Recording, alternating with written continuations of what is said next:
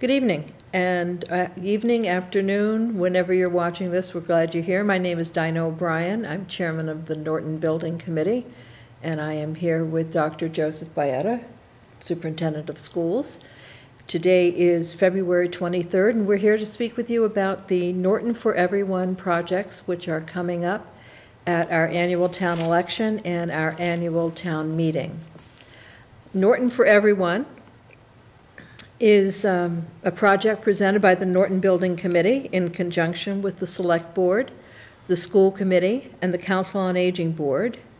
And we're pleased to present this joint project designed not only to supply generations of Norton citizens, but also encapsulate the vision for the future of Norton. Norton4Everyone, developed after years and even decades of discussion, addresses three vital services to our community. The Council on Aging building, built in 1880, believe it or not, has exceeded its useful life and can no longer function as a viable structure for public use. Likewise, the Norton Town Hall, a repurposed gymnasium built in 1910, has been remodeled only once in 1977 and can no longer provide a useful, secure, and safe environment for taxpayers' support and 21st century services. Our school athletic fields, designed in 1972 and expanded in 2011, no longer allow for a safe and financially sustainable location for scholastic sports events and general public usage. With an eye to unfulfilled community growth, because we don't know where we're going to be in 10 years, and support of all citizens of Norton, current and future, these projects will go before the voters in April and May of 2021. We're here to talk with you about their impact and how Norton4Everyone is indeed a good collaboration to service our community. Dr. Baeta, would you like to talk to us about the school? Sure thing. Thank you so much. First of all, it's great to be with you and to have an opportunity to be part of a community project. I think is always a great way to handle long-term planning within a community. Our project started as an athletic complex in 2017 with an eye to taking a look at future planning and our needs that we had within our facilities. In this particular case, attention to everything surrounding our athletic and community programs that we want to be part of. And so we were really concerned about what we were seeing both in the high school field as well as the fields that are utilized behind the Yale School. Everything from inappropriate, if you will, holes that cause safety for students, for anybody that even happens on a weekend to walk their dog. All of those issues were really concerned for us. But it really became, where do students, athletes go? Where do the students go for their gym class, et cetera, et cetera, et cetera. So we were looking at the concern for safety for anyone who comes onto the grounds, but the day-to-day operations of the school department. A growing athletic program, which is one of the outs for our students in this community, is sports. This is probably one of the most active sports communities for children that I've been involved with in the 30 years that I've been in public education. Looking at a fiscally responsible plan long-term, something that really allows for us to dive into not only offsetting costs, but also creating revenue that could support the project itself in terms of updates and upgrades that have to be made with any building or project that you have to have. A concern for Title IX, where do we put all these sports and making sure that we are being equal and fair to genders in terms of our athletic programs, making sure if our girls program has 9 home games and our boys have 9 home games, how do we really fit that into a calendar of making sure that they get the equal access to the best field. And then the last thing was really looking at the league that we're in, the Tri-Valley League, that we're one of only 2 communities within the league that hasn't already done this or already has expanded what they've already done. Oh, wow. So it's pretty significant. Our process started in 2017 with the school committee. Then it went to athletic complex committee consisting of community members, a board of selectmen member, school committee member, myself, folks that are part of the community at large with student activities and specifically athletics. And then it went to Capital, then the FinCom, the Select Board, and then the town meeting for an appropriation of $20,000 to study this with professionals. And we hired Gale Associates, who are very well established in the field, to look at this, and they came up with 4 designs, A, B, C, and D. The original cost at $10.3 million. A lot of eyes went up in the room, including my own, for that cost, and then we started to look at options within those options. And so you'll see in the rendering before you that this field is basically a complete redo of the high school with an 8-lane field and turf. It doesn't touch the stands, but it does put in brand new lighting. The stands were part of the 2011, and they're in good shape and been inspected and passed at a good level. They're there for a while, if you will. And then behind the Yale School, creating a multi-purpose field for lacrosse, soccer, even football, you name it, with a small softball field on it as well. The natural surf baseball field is not being touched. Neither is the varsity softball field behind the school. And then ending it with new tennis courts behind the Yale as well, but in between the multi-purpose field directly behind my office, and to the right of that, if you're looking at it, the JV baseball field, and then the actual tennis courts. We did not also touch what we call the pit field, which is an area that's used for practices a lot. That isn't being touched as well. We brought the tennis courts into the project because of the significant issues with the tennis courts at the middle school, which need 6 figures worth of rehauling and are basically built on top of a leaching field. And so what's happened is the cracks during the wintertime expand where you can put your foot in it. And then in the springtime they contrast, but they're not going back as much as they used to. So spending money on that and having to resurface that entire area just doesn't seem like it's a short-term solution, but it doesn't have a long-term plan to it. So the model that came forward, voted by the school committee, was originally for $5.7 million, and it's now at $6.3 million because of if you will, a change of trying to address a secondary issue, which has been a main issue with the school departments, which is connection to the sewer line.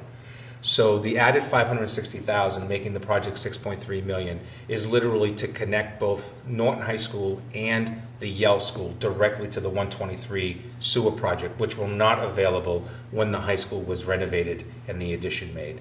So what it does is it takes all the piping that's behind there completely out and makes it direct shots out to 123, which allows for us to be owners, if you will, and pay a sewer bill to the water and sewer department for usage, which long-term only has a benefit to the community as well.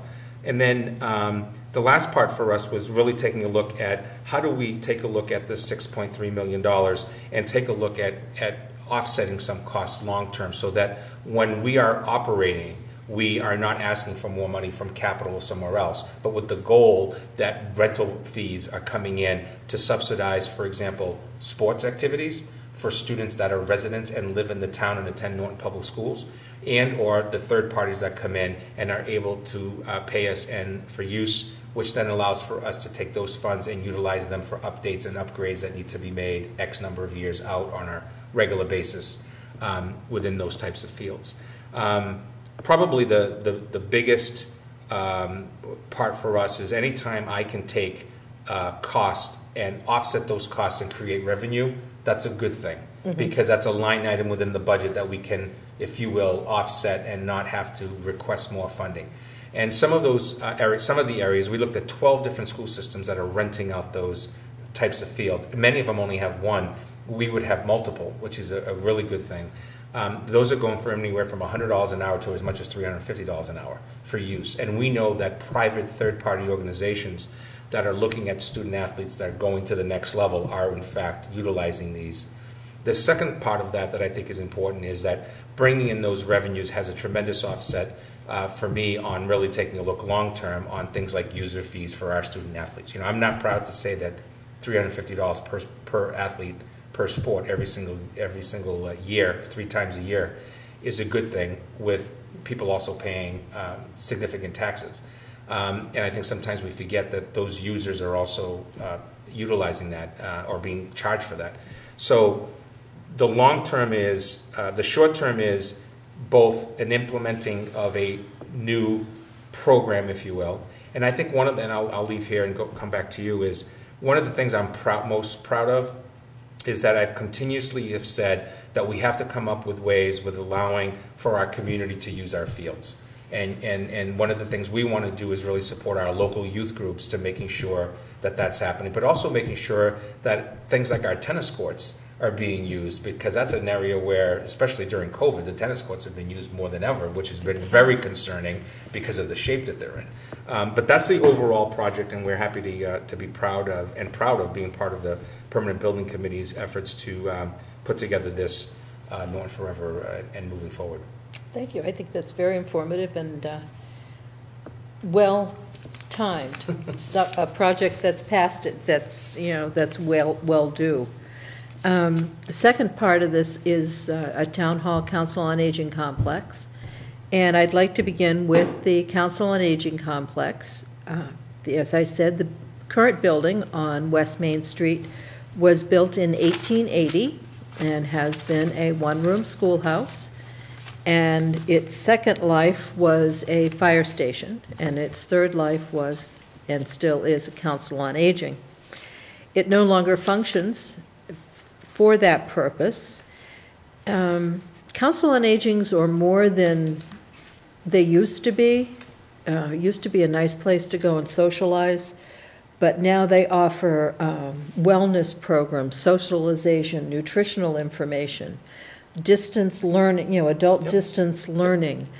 It is where our residents go if they're in need of fuel assistance, transportation assistance, help applying for SSI. Right. It's a real social services department and can no longer function in that building at all. If you're standing at the local donut store and look back, you can actually see the swale in the roof. 2 years ago, the building inspector gave it a 2-year lifespan. And so we're there at the moment. I've been in there, and I have to say that as a person who lives in another community, I think one of the most important things a community does as a superintendent is to take care of its children. Of course, it's my job. But equal to that is to take care of its seniors. And I think that's one of the reasons why this project is where it is, that the community has a growing senior population, number one. Oh, yes. And number two, that it needs to deliver services. But also, those services, and you just listed them all, but one of them that's really important to me is that you're like a continuing education center. Oh, absolutely. For people who are trying to make sure that their mind is working where it needs to be, that they're physically working where they're supposed to be, that they're able to talk and have a cup of coffee with someone, because isolation is one of the number one issues. Isolation is huge. Yeah, it's one of the number, especially during COVID. And if you look at, I believe, and I won't give you a year because I don't remember it, so I'll be wrong if I say it, but at the latest White House Conference on Aging, part of the concern for our aging population is that we are not retiring the way our parents did. Right. The boomers, we're here. I am a boomer. I am here. I want computer instruction. I want to learn to speak German, for my next trip. I want to know what Annenberg is doing. I want to do intergenerational programming. Right. My grandchildren the other day asked me to start making tapes of my memories, and I'm sitting there going, okay, she's in high school, I'm a senior. We're having this educational moment, just the opportunities that would be there between the schools and the senior center. So that's why we're proposing this center on Mansfield Avenue, across from, and I will date myself, from Freight's, the Chinese restaurant right next to Subway. It is a wonderful piece of property. It will provide for passive recreation as well as access to the buildings. We are incorporating the food pantry into this area so that people who are in need of that service have a place to go that is not a trailer behind the town hall, where we can actually keep our distribution from the Boston Food Bank. We're looking at about 11,000 square feet, central meeting rooms, which can be used in the evening. Right. A very large meeting room, a small meeting room. This will open it up for community activities, Girl Scouts, Boy Scout, Recreation Department, Veteran Services. So it can truly be a community center. So we're looking forward to that. The next project that the building committee, on the building committee side of this is, or the town municipal government side of this, is a new town hall. Yep. And as I said, the town hall is in an old gymnasium built in 1910 as the gym for Wind in the Pines finishing school for young ladies back in 1910. So that's kind of, when you look back at it, a little history. It was updated in 1977. It is woefully out of date. Right. Being an old gymnasium, we all have, a picture, gymnasium, 4 walls, very high ceiling. A second story has been placed in that, yeah, which at the time solved some of the issues, but also created wonderful opportunities for fire chases to be created, open walls that don't go to the ceiling. The acoustics are fantastic. When we were meeting at the town hall before COVID, I used to sit in that selectmen's meeting room, which is not handicapped accessible and is not fire rated for a crowd to be up there, and wonder if the files from the building department weren't going to come over the balcony wall and land in the middle of the meeting. That would have been quite exciting. So we're proposing to build a new town hall and actually create a municipal campus on East Main Street, purchasing the piece of property between the existing town hall and the police station, yeah, reworking it so that you can actually leave Route 123 at either the library or on the other side of the police station and have a continuous path to reach all departments without having multiple curb cuts on 123, right, and creating a hazard. It's going to provide for adequate meeting space, large meeting space for selectmen and community groups, small meeting spaces for smaller groups, and individual conference spaces if you're coming in with a set of plans that you need to speak with the building inspector about. Right there. If you're going to get a vaccine or a flu shot from the health department, you will no longer have to sit in the hall. Right. You will have a place to go get it. It is, excuse me, it is enlarging it to about 24,000 square feet. And I know that that might sound excessive, in today's age, especially since we've been out of a town hall for so long with this COVID.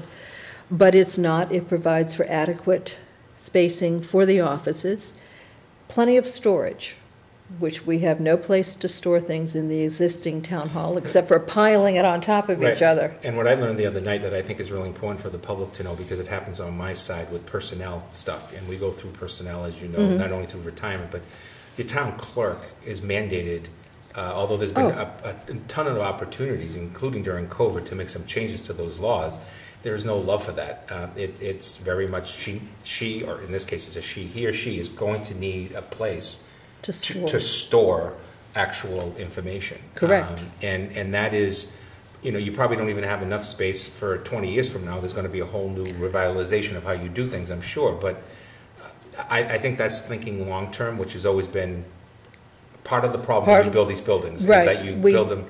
And Norton High School is a perfect example. You built it to a certain size. It was a renovation addition, and what happened? I'm at because of what we offer and the number of programs and specialized programs and attention to students' needs. We've got every classroom filled every period of the day. If you build it, they will come. They will come. Absolutely. You were just speaking about the town clerk's records, for example. Yeah. Massachusetts has a wonderful statute called the Public Records Retention. Yes. Yeah. And there are an incredible number of records that we are required by law to keep in paper format. Yep. So even if we went completely digital in the building department and the planning department, the treasurer's records, the town clerk's records, the Board of Health's records, we are mandated to keep those in paper format, and you have to put them. You've got to put them somewhere. We're installing two vaults within the new town hall, which is quite exciting, because if you've ever been to the second floor to the treasurer's office and seen the water come through the ceiling into the vault, it's eye-opening. It truly is. So this is the existing building is a building that has reached its time. As I said, we're going to about 24,000 square feet. The cost of these projects, I will acknowledge, is not cheap. Right. We have 3 amazing projects going forward. $40,726,000. But if you look back, at least with the town hall COA side, and I'm sure you can come up with these figures too, 4 years ago, for a senior center that now costs $11 million, it was 7. Right. For a town hall that's costing $23 million, it was 19. The prices keep going up. Well, I can assure you, I'm glad you brought that up, because one of the things I always think of is that my side, if you will, the school side, we have this thing called the Massachusetts School Building Authority. Right. That has a formula for how a community can get into a statement of interest and then be chosen, and then based on a 3-step formula, receive a grant back. And so it makes it so much easier to go to the taxpayer for $40 million and say, well, you're getting 60 cents on the dollar from the state, so therefore your project's only, X, 24 million or whatever the number would be. Municipal side doesn't have that. We don't have that, no. And so what happens is municipal projects can get consistently taken back and back. And so when you look towards the future, if you vote against this project and eventually you get a project, those numbers are going by another 4 million, by another 3 million, by another, because the cost of labor, the hourly rate that you pay, plus the cost of materials and supplies are only going to go up. They are hardly ever stagnant. And I know this from if you take a look at the Norton High School project, right? And you take a look at that roughly $36 million project, 35 and change, I think it was. Today, you're talking about a $47 million project utilizing that same formula. So think about that. How much more you would be paying. And literally from the start of the project to the end of the project and the useful life of it since then, you're about 8 years, 9 years in. That's a pretty significant increase. It's a very significant increase. My old man says all the time, God love him, pay now, pay later, but you're going to pay. Oh, absolutely. And I think that's one of the things that's important about these projects. And as someone who sees the older community, the residents of the town that need services and want services, I think is the key. I'll never forget a meeting I had in my office with 2 representatives from the Council on Aging who clearly articulated, not only do we want a place where we can come together, but we deserve it. We've been here all our lives, and we really think that this is a way to really keep us within the community and balance that with new families that are coming in and being educated and all that stuff. Right. And the town hall, my colleagues at town hall, deserve a safe working environment. I think at minimum. Anybody deserves a safe working environment, and it's vital because it's something that the town is responsible for. We hire individuals on both the municipal and the school side. We are responsible for these individuals to give them a safe working environment. And that's one of the beauties of this project, bringing everything that will create a well-honed community together with these projects. Right. When I was working, I used to be able to look out my office window, and I would notice, from the town hall, and I got to know them all very well, real estate agents. Oh, sure. Driving through parking lots, showing off the community. Our property values are associated with our buildings. If we present a face to the world that we are Norton and we are proud of our community. And yeah, it takes a little sacrifice to get there, but boy, you want to live here. Right. And you want to put your business here. It's one of the biggest things I think that we can do.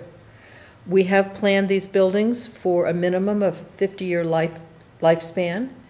I don't know about the schools because I have watched fields get torn up during football season and have to be put back together. Yeah, the so biggest, God love you yeah, for having to do that. The biggest issue that we have on the fields is that we just don't have the place for kids to go and practice that is an environment that we can keep up on a regular basis. And that's our biggest issue. It's wonderful to say, why don't you go up to Wheaton, for example, or go down to another institution that can support us, that's a constant rental fee that I have to be paying, which is an operational need. Transportation alone, if I have to run these kids back and forth to practices, which is something that we should do because of safety, right? Last thing I want is a bunch of high school kids getting in their cars and driving around town with 10 kids in their car. It's just not a safe environment for me if they're part of what we're trying to do.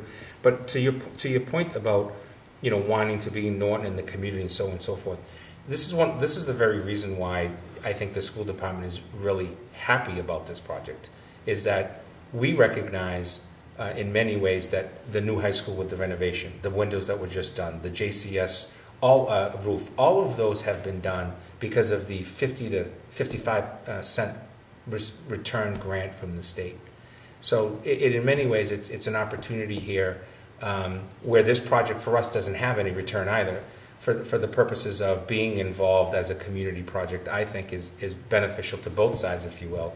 Although I would say that one of the things that's really important, as this is a debt exclusion, is as this gets closer, people are going to want to know, what does this mean to me? How much does it cost? And I think those are discussions that I think you'll be having in the future with folks as well. Right. I have we've received a rough estimate, you know, from the accounting department.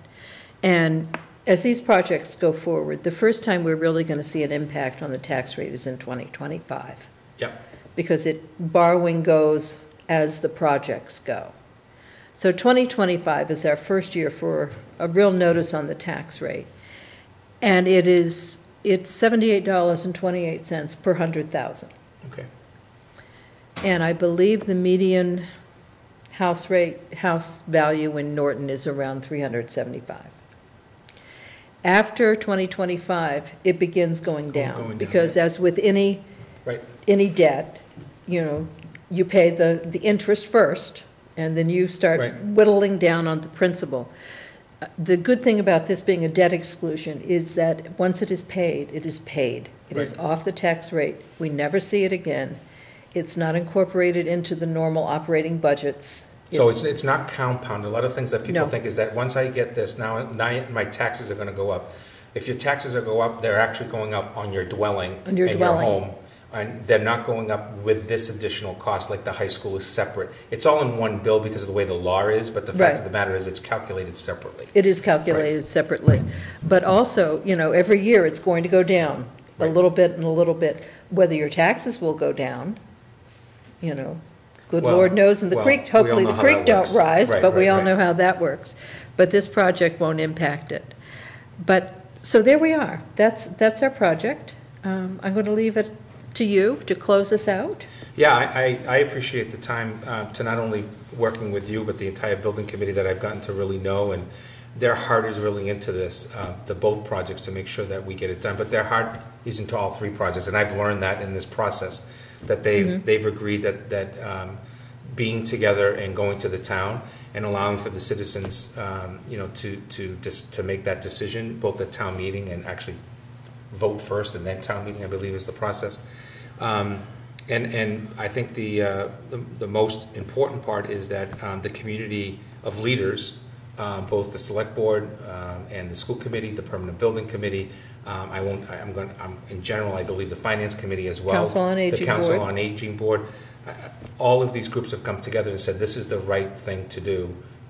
So let's do it. And I think it's important. You know, after this air shows, you and I might get some emails. But I think it's important for us to leave with the website that they can go to, or the Facebook page that is out there. Right. Do you want to? The Facebook page is Norton, N4Everyone. You can also find information on the town hall website, both on the opening page, and if you go to the building committee page, it's there. Feel free to contact me at any time. I'm going to take a leap here and throw my email address out. Sure. It is DOBRIEN025@gmail.com. I'd be more than happy to answer any questions. I'd be more than happy to go anywhere and talk with anybody about this project. April 8th is the town election, and May 10th is the town meeting, and this needs to have a positive vote at both. And if you happen to be on the school website, we're going live tomorrow with the entire booklet project, so that'll be there. And again, they can reach out to me and I can forward it to you. If I don't know the answer to the question, I'm not as specific about the town hall and the senior center outlays and outlooks, but we're happy to do that. Or you can go to Let's Talk right on the district site. You click Let's Talk and you hit Superintendent's office and you say I have a question, and it comes directly to me, and then I can forward it to you.